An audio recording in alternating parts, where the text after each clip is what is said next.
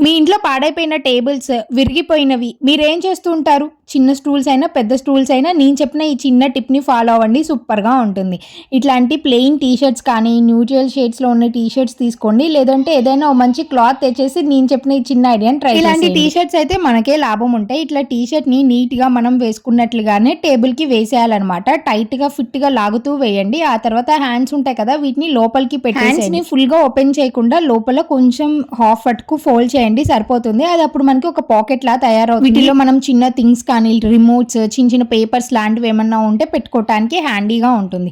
ఇది మనము హాల్‌లో, డైనింగ్ టేబుల్ దగ్గర ఏదన్నా కార్నర్‌లో పెట్టుకున్నాము అంటే ఇట్లాంటి ఫ్లవర్ వాస్ పెట్టుకోవచ్చు. నేనైతే సైడ్స్ ఇట్లా చిన్న పాకెట్స్ ఉన్నాయి కదా! వీటిలో ఇలాంటి షటిల్ పెట్టేసాను ఆర్టిఫిషియల్‌వి. లేదంటే రిమోట్స్ అలాంటివి పెట్టుకోవచ్చు. మన డైనింగ్ టేబుల్ దగ్గర కానీ, లేదంటే టీవీ దగ్గర కానీ ఉంటే.